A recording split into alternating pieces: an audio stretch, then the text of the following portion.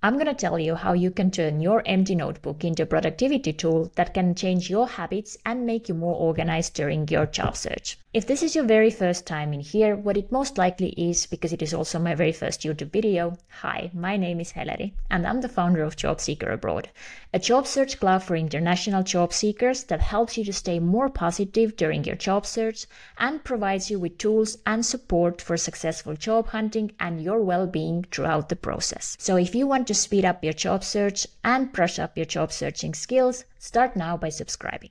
Today, together with a job seeker Tristi, we will talk about bullet journaling, fighting perfectionism, and setting goals so you could be more mindful with your time and everyday life. Before we begin, I would like to ask you one question. Do you feel that every time a new idea or project comes to your mind, you really need to rush into a store and buy a new notebook? Because somehow you feel that in order to make that new life-changing idea to happen, you need this beautiful new notebook that has these white empty pages, some motivational sentences, illustrations, designs, and somehow just, I don't know, tell you that if you're going to buy me, then together we're going to make it happen. But then normally what happens is that either for a while you're going to feel kind of unsure what to exactly write in it, or you will just start to overload it with different kind of information, notes, and it turns into a chaotic mess that you no longer want to use. This is a story of my life, and maybe yours too, until I discovered a structure that helped me to turn my empty notebook into a productivity tool, and I believe it could be also very useful for you during your everyday life, and even more importantly during your job search. Some time ago, I discovered bullet journaling, a method that was introduced already 10 years ago by Ryder Carroll, and there are so many different articles and YouTube videos that explain you how to actually start with it. But I will leave you a link for two of them. The first one comes from a science teacher in New Zealand who is a very keen bullet journal user for already many years. And I find her video to be the best for a very first clear short introduction into the bullet journaling world. And another video comes from the man by himself who actually introduced the method. So make sure you will check the both of them. So what is so good about bullet journaling? It offers you a possibility to create something unique for you and your goals. Because a bullet journal can be a diary, a calendar, a goal tracker, and a to-do list all in one. The good thing is that you can start your bullet journal whenever you want. Unlike a calendar type and agenda, it doesn't need to start on January. You can customize it as you wish, but there are some clear guidelines that kind of provides you the main structure. But you can still create something very unique for you and your goals. The biggest benefit, what I feel, is that I have a structure and I understand what I should be writing in it and how I can actually track my process. And by doing it, I have created myself a ritual. So I also feel that every morning starts the same and kind of sets the tone for the whole day. I can track what I have done the past week or the past day, and I can understand what should I keep doing to actually keep myself on track. So what do you need to start bullet journaling? I decided to give it a go with one of my unsuccessful notebooks. I was very, very tempted to go to the store, but the history has shown that it doesn't really make any difference. So I turned my old notebook into a bullet journal, and I think you can do the same, just for the sake of trying it and seeing is it even for you. So now it's time to move forward and talk with somebody who finds a bullet journaling to be a balancing act between a perfectionism and a job search. So meet my today's guest, Tristi, who is currently in Indianapolis and searching for a job after a graduation.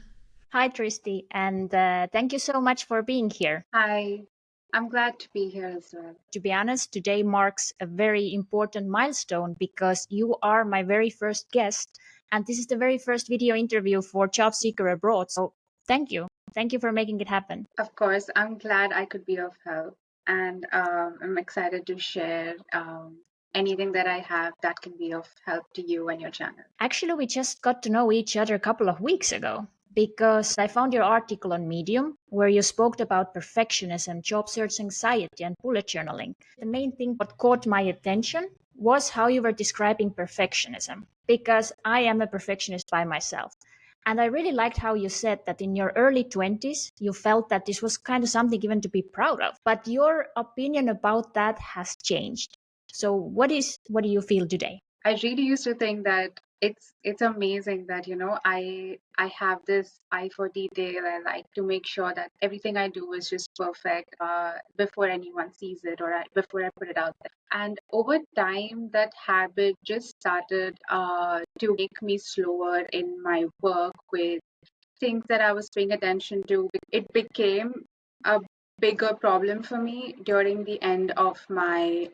So I did my bachelor's in architecture, and towards the end of my course, we are supposed to write a thesis, and writing a thesis is a 1 year long process. Unfortunately, towards the end of my architecture journey, we had COVID. So I found some extra time on my hand because all the schools and colleges, everything shut down for a while. And I already had my thesis ready, but I was not happy with it because I thought that I can do better, I can do more. The perfectionism kicked in, and I ended up writing my thesis all over again. So Wow. it was not a very good process. It was just, I put a lot on myself, on my schedule. I could be doing so many other things. So today, for example, I have to stop myself from from redoing every small thing that I work on, because it just slows down your tasks in the longer run. So I started leaving out notes for myself. I would write down tasks and I would then tell myself that, okay, I'm going to give myself only this much amount of time to get this done. At the end of the day, like when as I'm approaching that deadline, no matter what I have on paper, no matter what's on how much of my work I am happy with, I'm going to stop working on it at that moment. I actually like this tip a lot because it sounds to me very interesting that you kind of say that I'm going to stop. I even going to make some kind of a note about that and give yourself the time to just like, let's finalize that. So you normally leave this little sticky notes to yourself around your, I don't know, I imagine your My room desk, or yeah. your desk. I like to place my notes on the side of my desk because that's the first thing I see when I open my eyes in the morning because I sleep right next to it. Mm-hmm. So I leave notes before I go to bed. If I'm working on something, I just write to myself, okay, finish this by 10 a.m. and stop Mm-hmm. working on it after this time. Start this task after 30 minutes of finishing this task so I don't go back to the previous task. So if you see my desk, it's covered in notes, in previous Wow. notes, in current notes, in notes for tomorrow. So yeah. But tell me, how did you find your way to bullet journaling? Because for me, it's something that I just discovered very recently. But based on your article, I feel that you have been actually doing it already many years.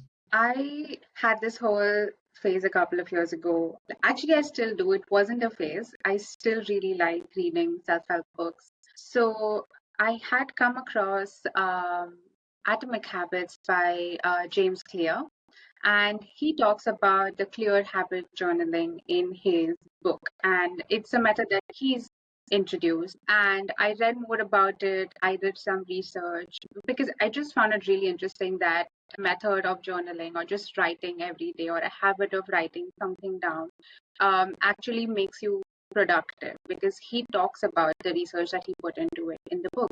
But when I went to see to his webpage and I wanted to buy the book, I found that it's super expensive. I was a student at the time, so the price did not really work out for me, which is why I did some more researching as to if I want to recreate this, how do I do this on my own?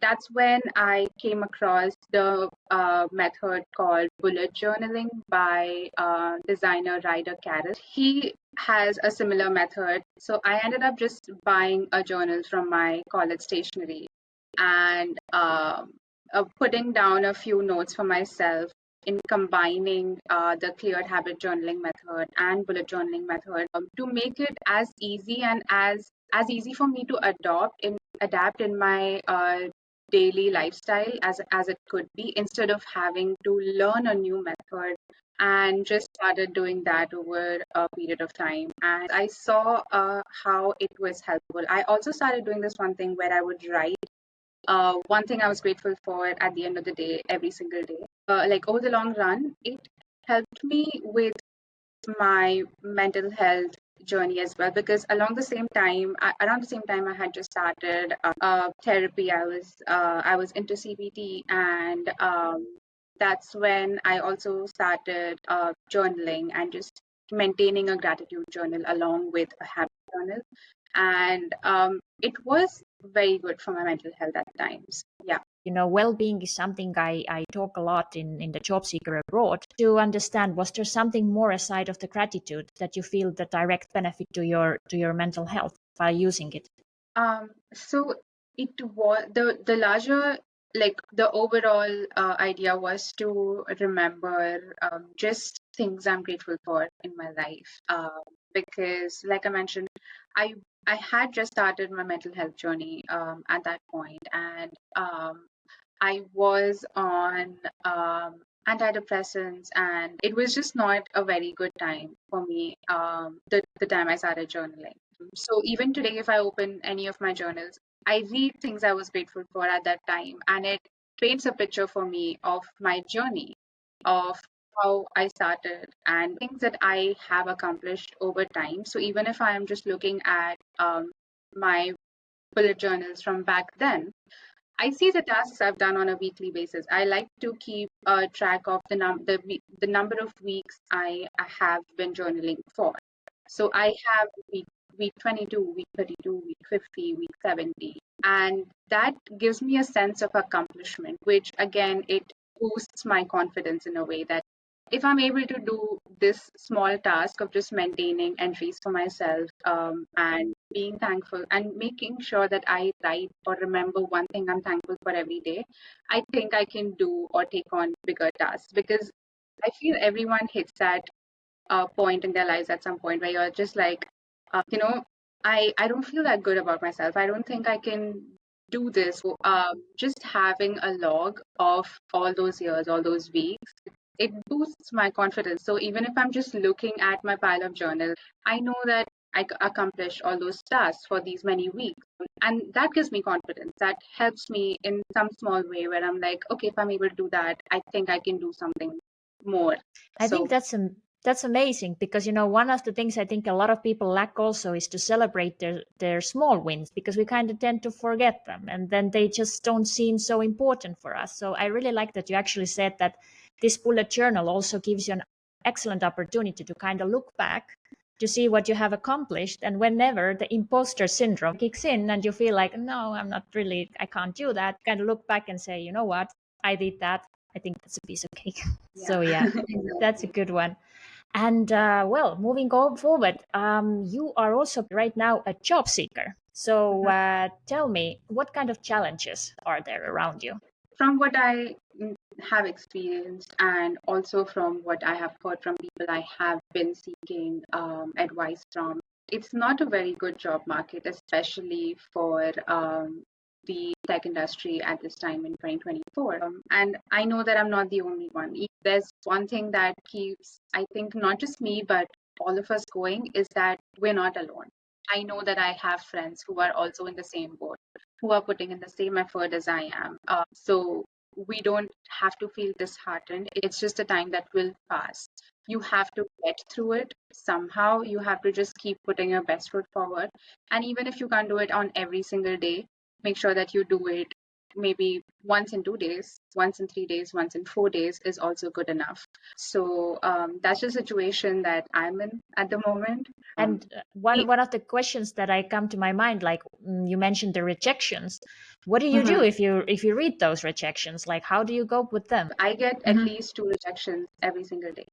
So I just have this thing with my friend where I call him up and I tell him that, oh, I got two rejections today. And he'll be like, you know what? I got three rejections today. It's not that we are happy that, oh, this person also got rejected today. It's more like it motivates us to keep going, because we like to remind, the more rejections we get sooner, the closer we are to getting a yes. So it's a competition in that way, where we just want to get through all the no's as soon as we can, because as many no's as we can get through, the sooner we are approaching one yes or one acceptance or two acceptance. So that's how we like to see it. It's a excellent mindset what you have developed, and also to have your friends around you, like you said, to remember that you are not alone, and you are kind of feeling that, well, one less rejection to go towards something what I would like to have. Tell me, Mhm. are you also combining somehow bullet journaling in your job search? Is the bullet journal helping you somehow in there, like to keep a track on how many jobs you have applied or prepare for the interview? So I like to divide my week based on my tasks. That's how I maintain my bullet journal as well. Lately, the things that I've wanted to get done in the week are mostly application. That's how I combine my job search with bullet journaling, because writing things down just makes it easier for me to remember. And writing it down has become such a habit for me over time today that making a note of it in my journal is easier than to make a row entry in an Excel sheet. And do you feel that your perfectionism kind of knocks the door again when you are in the middle of your job applications? I don't know, you're maybe writing a cover letter or CV and you're kind of thinking like, okay, I'm about to send that, but no, I'm just going to give a final look. I've developed this habit today. I did not have this habit earlier. I used to be so scared to show it to another person back in the day. But today I'm slightly more confident. So when I have, like, let's say, somewhat final draft, I send it to a friend. I ask them to read it for me and just let know that this is the job that I'm applying for, and this is my cover letter. Can you quickly go through it and tell me if you would say that I am a good match for this job?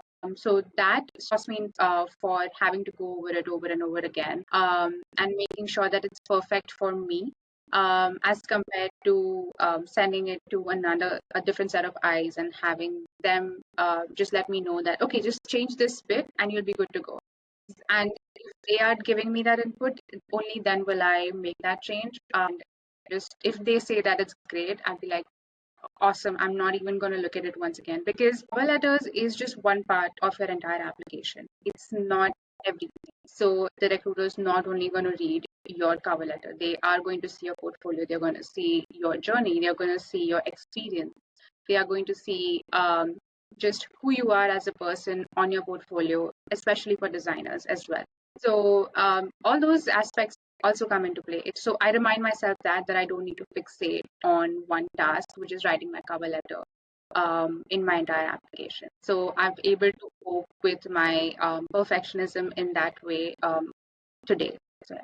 I think it's also kind of challenge for designers because I mean we could say in here that perfectionism, okay, let it go and thing is kind of half done, just put it or go for that.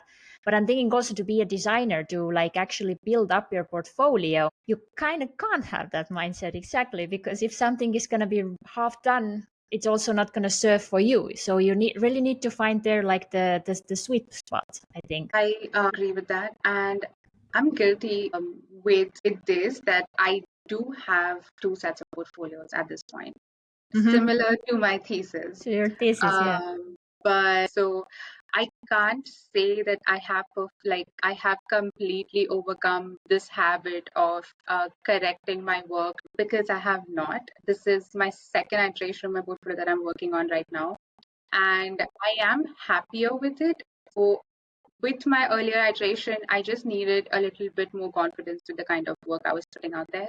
And I just wasn't feeling confident enough with my application. So I know this sounds like I'm giving an excuse for myself at the moment. But I'm just happier right now with what I have out there as compared to what I was. Yes, so I'm guilty of redoing my work still, even if I don't pay attention to the minute details in my cover letters. I am paying attention to the larger details in my portfolio, because I genuinely believe that makes a bigger impression in your recruitment process. So pay attention to everything is what I would say to designers. But don't pay too much attention to one thing like I am doing. Which I need to stop myself from doing very soon. I am still applying. I still have something out there to make applications with. Hence, I am taking some time in the background to still affect my portfolio as I would like to see it. So, yeah. Well, thank you so much for sharing this. What do you feel like if somebody now, after watching this video, would like to start with a bullet journaling? What do you recommend to them? Find what works for you. Don't just do something because someone else recommended it and it worked for them. Something that worked for them might not really work for you. Mm-hmm. So do your own research. Be very sure of why you want to start a new process or a new habit, and just do it. But it takes time with anything you do to see results. So just be patient, and it will come to you. You Mm-hmm. will find that sweet spot that works for you. It took me a while to come to this narrowed version of bullet journaling and clear habit journaling. I made sure that this is something that I really want to do, and that's why I was able to inculcate that in my daily life. As someone who has been using that method for a while now, I know that it works for sure. And like I said, it doesn't just work for getting your task done or staying on top of your schedule. It has also helped me with my mental health over time. It is also a confidence booster. Like you mentioned, imposter syndrome. It also helps with overcoming that from time to time. Like you'll see your pile of journals that you've been through over time, and you'll just have that tiny sense of pride that, oh, I was able to do that. I did that much work over this much time. That means that I can do my next task.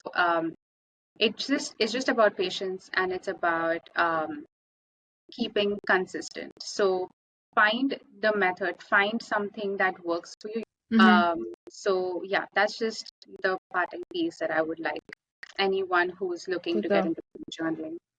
I also like the actually the conclusion where we got with our story that bullet journaling also gives you a very good opportunity to look back, because something that people tend to do, they always tend to compare themselves with the others, right? So I think bullet journaling, actually you can compare yourself with your own progress and look into yourself and see, well, with this 1 year, I have become a better person. I have become more productive. I have done something. And also I like that you say that, it really matters to try something and to see that something is actually for you, because you mentioned in the very beginning reading self-help books. And Mhm. I have also felt that, sometimes somebody recommends something. Then I read another one. Sometimes these ideas even clash. So Mhm. what is even the right thing to hear to do? Do you have any experience like that? That maybe, I don't know, you read some hack, some tip, you kind of tried it and you were like, no, no, no, this is not for me. I did. I think this was before I read Atomic Habits. I read the 5 a.m. Club, and I tried it more than a couple of months. I used to wake up at 5 o'clock. I had this 20-20-20 time division for my first hour after waking up. But the first 1 hour after you wake up is the most crucial for the rest of your day. So you chunk it into 20-minute slots where you do 20-minute breakfast, you meditate, you shower, and you work out. After I started a job, I used to stay at work for longer periods of time. So completing my 7 to 8 hour sleep was becoming difficult, which is why that habit weared off for me over time. Which is why it did not work for me. But it can work for you, and even if it doesn't work, it's completely fine.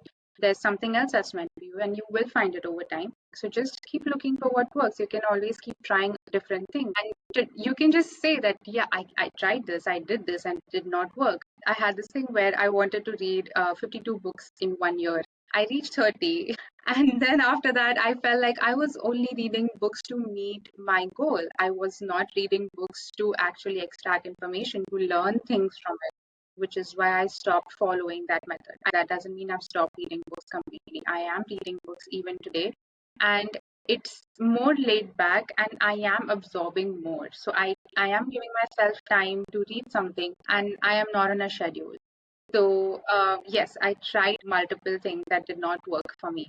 The habit weared off for a while. The bullet journaling habit weared off for a while for me as well.